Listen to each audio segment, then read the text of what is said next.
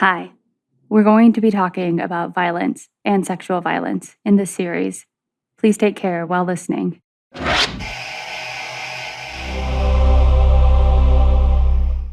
Welcome back to the official companion podcast of HBO's All Be Gone in the Dark. I'm your host, Nancy Miller. The saga of the Golden State Killer has been this strange, haunting part of my life, off and on, for the last 8 years. Way back when I was Michelle McNamara's editor on that original Golden State Killer piece in Los Angeles Magazine, I definitely had a gut feeling that Michelle's work would one day become a best-selling book. But everything after that was impossible to predict. Michelle's untimely death, the urgent completion of her work, and the capture and sentencing of Joseph James D'Angelo. And now, GSK is behind bars for good. While the documentary series came to a close last August, there was this one last thing. This one last maddening loose end for the filmmakers that Michelle herself had left behind. I got interested in true crime because when I was 14, living outside Chicago, a neighbor of mine was murdered, and it's still unsolved. Her name was Kathy Lombardo. The Kathy Lombardo case, the unsolved murder that sparked Michelle's interest in true crime.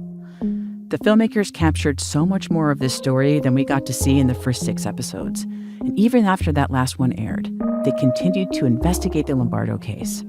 Now they're telling the stories they unearthed in a special new episode that's available to watch right now on HBO and HBO Max. So, for this final bonus episode of the podcast, we're going to take you through the still unsolved Lombardo case and the confounding maze the filmmakers found themselves in.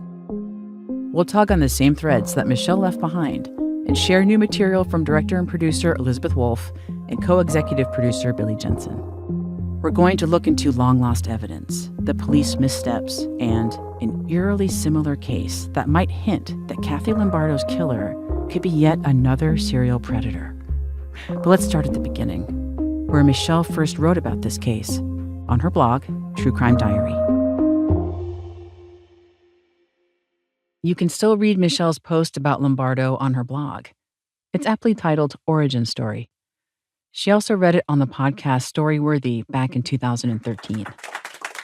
I handled my first crime scene evidence the summer I was 14. Specifically, broken pieces from a yellow Walkman, a Walkman that 48 hours earlier had been in the ears of Kathy Lombardo. Kathy Lombardo was attacked on a warm summer evening in 1984 in Oak Park, a neighborhood just west of Chicago. She'd been out for one of her regular brisk evening walks when someone pulled her into an alleyway.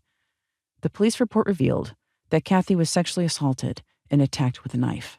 The killer stabbed her throat, then slipped away.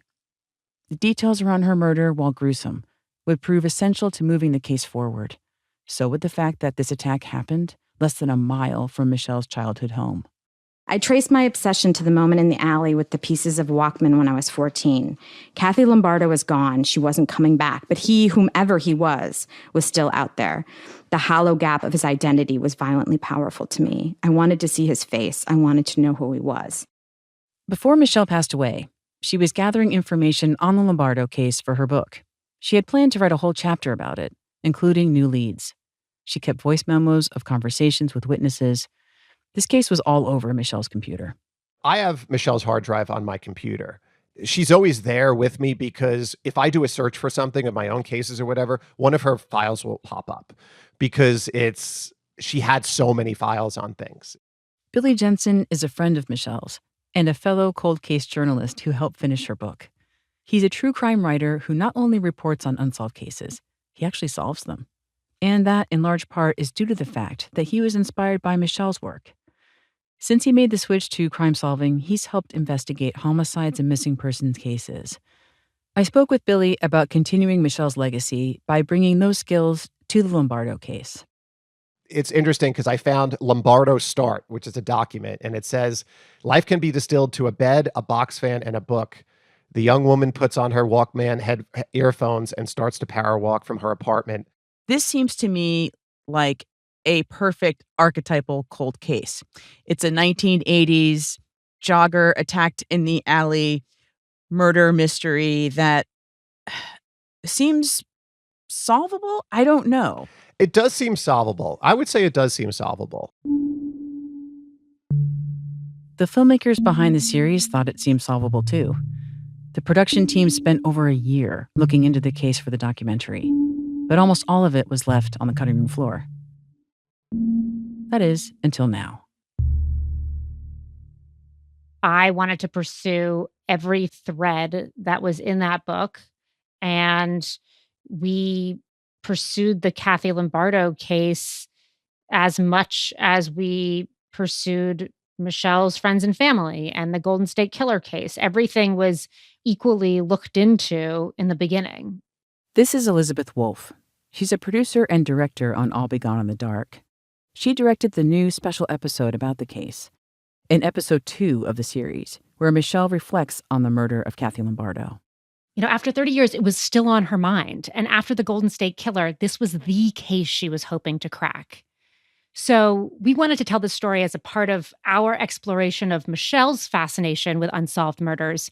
And we also wanted to pick up where Michelle left off.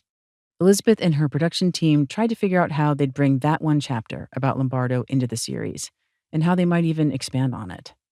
Michelle really thought that she was going to go set out and solve the Golden State Killer case. And I don't know why her story in this instance wasn't perhaps a cautionary tale for me, but we were all sitting around thinking, oh, how are we going to solve this case? Like, let's solve it. When Michelle was researching the Lombardo case for All Be Gone in the Dark, she was exploring theories about whether the murderer was someone from outside the community or if it was someone Kathy knew, like a neighbor or a friend.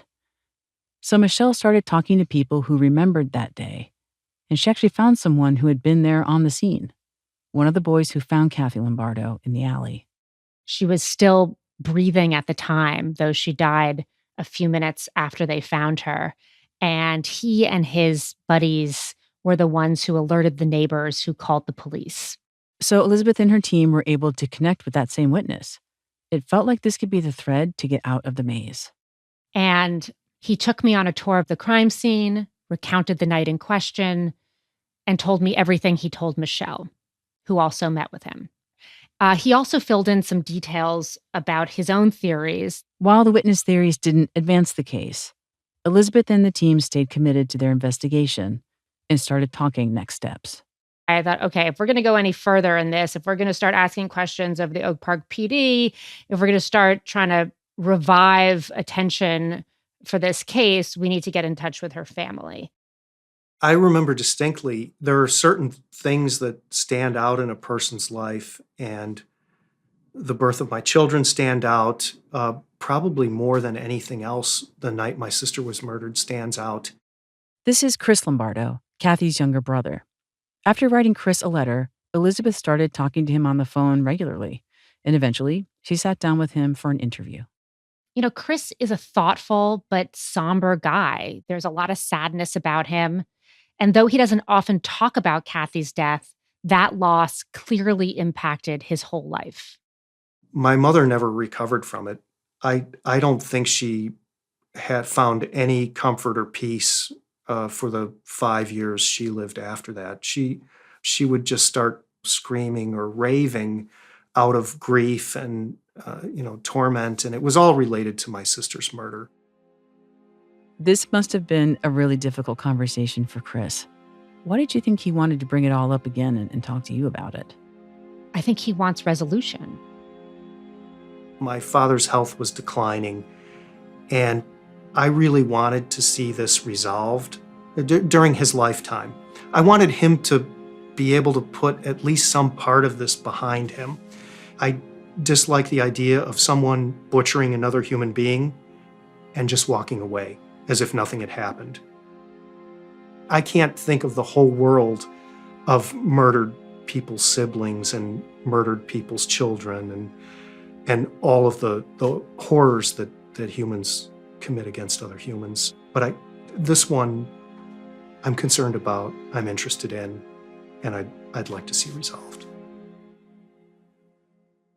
Even though Chris has gone on and had a full life, raised children, and even though he's not devoting his whole life to solving this case and obsessing over it, when an opportunity presents itself that might bring attention to this case, that might solve this for him and his brothers and the memory of his parents and the memory of Kathy, he wasn't going to not take that opportunity. And the next thread for Elizabeth, Chris, and the team to pull on was in the hands of the Oak Park police. We thought, let's go in and just start a dialogue, right? Like, we want to work with the police. And we drafted a letter to send to Oak Park requesting the police files. Chris had previously filed for a Freedom of Information Act request in the early 2000s, hoping to review the case files. While that request was denied, around that same time, he was in contact with the lead detective on the case, who shared some information. So Chris and Elizabeth were somewhat familiar with what the police were working with. We know that Oak Park PD has the clothing she was wearing and parts of her Walkman. And Chris also gave the police evidence back in 2006. My dad had among his things when he passed away, an envelope. It had the Cook County Medical Examiner's name and address stamped onto it, and it said something like personal property envelope, and it had bloodstains on the outside of the envelope. And I never opened it. My dad told me that it was the headphones my sister had been wearing when she was out that night, and I provided them the headphones. We also know that they collected physical evidence. People that commit crimes with knives often stab or cut themselves. Blood is very slippery, and this guy may have cut himself in the process. We know that they had material from under her fingernails that they collected and tested and unfortunately used up back in the early aughts. And we assume that they have all this other physical evidence from her clothing, from the possible rape kit, but we have not been able to get confirmation about what that is. We have not been able to confirm with them that they have a rape kit, that it survived. When Chris was in touch with the police over a decade ago, they filled him in on all of this, but he couldn't do much about it because he didn't have the resources. He didn't have the time to look into the leads on his own. He didn't have the money to hire lawyers or private investigators. But now Chris had a whole team of filmmakers behind him. The production company has certain resources available to it that are beyond those of a normal, ordinary person for this purpose. So we started down an avenue of reestablishing contact and your people making contact with Oak Park and having this lawyer who's familiar with public access to information act on our behalf to try and get what we could, to learn what we could, to move this along. If the police shared their files with Chris and the production team, then they could use their resources, their time and money, to scour through and try and pick up on patterns the original detectives may have missed. And if the police shared evidence, the production team could then do a third-party testing and run it against similar cases. So sending out this request to get the files was a really crucial next step in solving the case. They're very protective. The Oak Park police are very protective about what evidence they have, but I know there were certain pieces of physical evidence that the Oak Park police thought would be hopeful, that would offer the promise of positive results as far as identifying someone's DNA. So you go and make a request to get the police files, and They said no. Not the answer we were hoping for. Not the answer we were hoping for. so what did they tell you? It's an open investigation. They're still working on it. They can't work with us. I don't know. It's unfortunate because we know that law enforcement and Oak Park PD doesn't have the resources to devote to various cold cases. I'm still somewhat hopeful that this is a solvable case, even if information never leaves the Oak Park police until they solve it. But I don't have any real hope that they will, that they'll devote resources or energy to it. They have more recent crimes. They have a gang problem. They have violent crime in connection with drug gangs, things that they didn't necessarily have 35 years ago. In March 2021, Story Syndicate, the production company behind the series, along with Chris Lombardo, filed a lawsuit against the Oak Park Police Department. They're suing for access to Kathy Lombardo's case files. Because without that access, Elizabeth and her team were stuck with the limited leads they could follow on their own. When you're clearly stuck and it's been 30 years, 35 years, and you're looking at a case like Kathleen Lombardo's, you're going to want to look around at other cases from the area that are similar to see if they might have more information and link things up.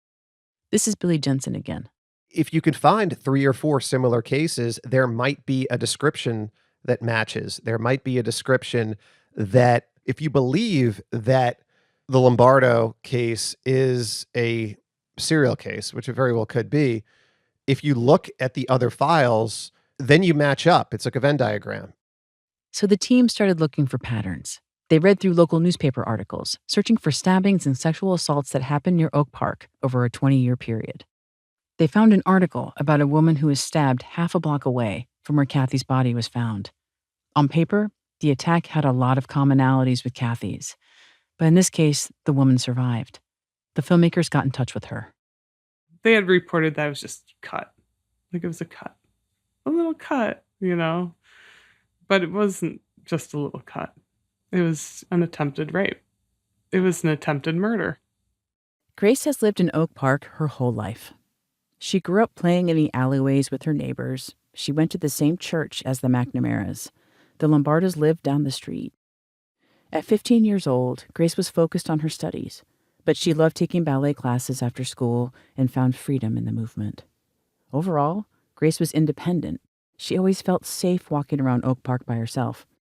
And then, about a year and a half before Kathy Lombardo's murder, the unthinkable happened. Grace is going to tell her story here, and I just want to warn you that over the next few minutes, she recounts her attack in graphic and disturbing detail. So the year I was attacked, it was winter, and I was 15.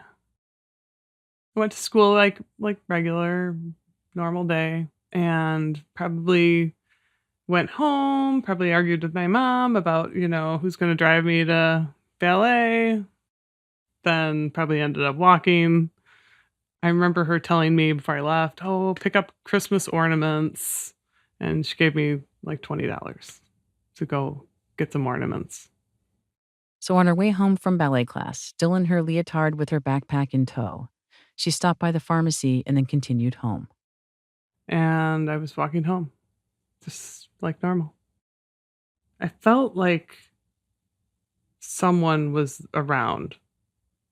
And I started walking a little bit faster because I heard someone behind me.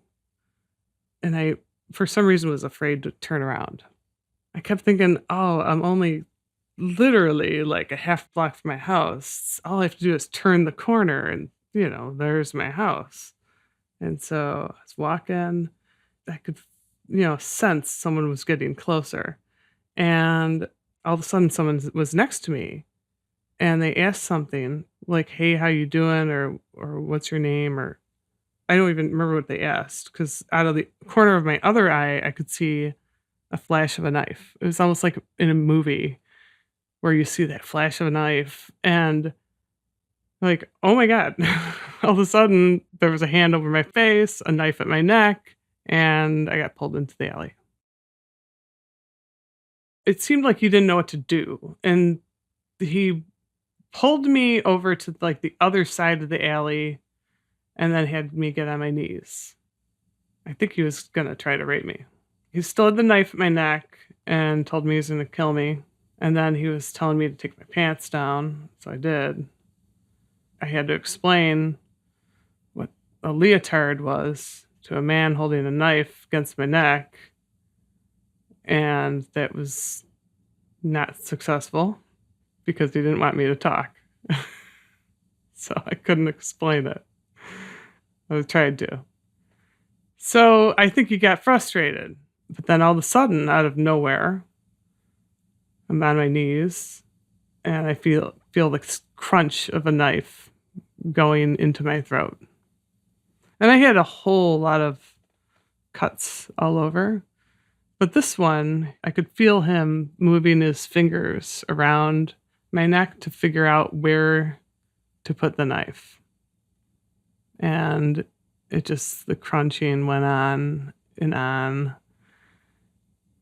And then he left, pulled the knife out and left. And I fell on my back. And I remember just laying there, just looking up at the sky. And I could feel like the blood just all over under my hair, just pouring out. And then when you're laying there, you start thinking of different things. And I probably, prayed to God. I thought I was dead. Then at one point, I was like, wait a second. I'm lying here in the alley. And if a truck comes down, it's going to roll over me. So I remember shifting my body into the space that someone had next to their garage. And then after I did that, I was like, wait a second. If I'm going to die, I'm going to die at my house. I actually was only about 4 houses away. So I got up and just kind of walked deliriously to my house. My father opened the door and he had a really surprised look on his face, shocked. Grace's dad called 911, and the paramedics came just in time. She spent the next several days in the hospital, being visited by her parents, a few of her siblings, and the police. She gave the police a description of the attacker, but nothing ever came of it. They didn't catch the guy, which was actually fine with Grace. I didn't care if they caught him, to be honest. At the time, I didn't care. It's like he's gone. It would be good if they caught him, but so it didn't happen again. But I felt like that was going to be a needle in a haystack kind of thing. But then, a year and a half later, Grace heard the news about Kathy Lombardo. And I was in shock. All of these details about Kathy's story, the location, the weapon, the type of attack. Grace felt like she was being told her own story. And I thought, I think that he was looking for me. Because I knew she kind of looked like me, but I thought, oh my God, maybe he knew he didn't kill me, which is weird. I don't know why I would think that. But then I thought, even if he wasn't, it has to be the same person. So I think for the first time I cried because she didn't make it. But someone said, oh, someone slit her throat. But like I said, I felt like when I was stabbed, he was trying to figure out where and how to stab me by the way he was moving his fingers on my throat. So, maybe I was practiced. It was clear to Elizabeth and her team that there were a lot of similarities in Grace's and Kathy's attacks. But they didn't know if it was the same perpetrator because they didn't have access to any of that evidence, like Grace's backpack and clothes. Maybe those items are still in the evidence locker. Maybe the attacker's blood is on some kind of material that could be tested against some of the evidence from Kathy's attack. And maybe someone who saw Grace at the pharmacy or saw her cross the street before the attack remembers something that they never reported during the initial investigation. And maybe that person could come forward. But that's a lot of maybes, which Billy Jensen knows has its pitfalls. You want to say that, oh, this is too close, but you can't always go there. You have to do your due diligence and always remain doubtful or have that doubt in your mind that, this might not be connected. Let's not throw all our eggs in A, B, and C are all connected, because they very well might not be. But when you're dealing with a cold case and you really have become stuck or hit a brick wall, you've got to look at those other cases and see if there's anything else there that can match up and follow another string out of the maze. It would be very important to follow through. I think that there's hope for this case. And if they could catch the Golden State Killer, they can catch this guy. Elizabeth and her team again found themselves at yet another frustrating dead end. Because the reality is that in our criminal justice system, it is immensely difficult to solve a 30-year-old case. But as we've learned from the work of people like Michelle McNamara, these unsolved cases are important stories to tell. Because articles, books, and documentaries bring public attention and renewed interest to old cases. And that attention can lead to real action, even real justice. Which is why Chris Lombardo continues to remain hopeful. Of course, I'd like someone to come forward to the Oak Park Police or the Cook County State's Attorney's Office or some relevant member of law enforcement or prosecution and say that he did it. I want someone to come forward, or alternatively, someone who was afraid to come forward at the time to offer information they have that they've been sitting on for the last 35 years. I mean, I'd still like to see the guy either to confirm that he's already dead or to have him face charges for the crime that he committed. But first, he's got to be identified. If you have any information related to Grace's case or Kathy Lombardo's, you can call both the Cook County State's Attorney's Office and the Oak Park Police Department's anonymous tip line. Those phone numbers are in the show notes. Thanks to Liz Garbus, Elizabeth Wolff, Kate Berry, Sam Gordon, Grace Fardella, and the entire Story Syndicate team for sharing all of your work with us. And thank you to Billy Jensen and Paul Haynes. I'm your host, Nancy Miller. This podcast was produced by HBO in conjunction with Pineapple Street Studios. Our team at Pineapple Street Studios includes executive producers Jenna Weiss-Berman, Max Linsky, and Barry Finkel. Our managing producer is Gabrielle Lewis. Gabrielle and Barry also produced this episode. Our associate producer is Janelle Anderson. Our editor is Maddie Sprung-Kaiser. Our engineer is Noriko Okabe. Original music by Andrew Eapen of Basement Crafts. And special thanks to Greg Beaton at Tangelo Grove Studios for his engineering help. If you like the show and you have a minute, you can review and rate this podcast via Apple Podcasts, Spotify, or anywhere else you might get your podcasts. It really helps people find the show. You can also stream it on HBO and HBO Max.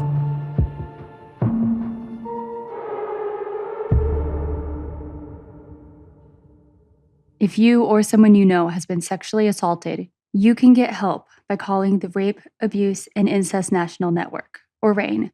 You can call their 24-hour hotline at 800-656-HOPE, HOPE, or visit hbo.com/gone for more resources.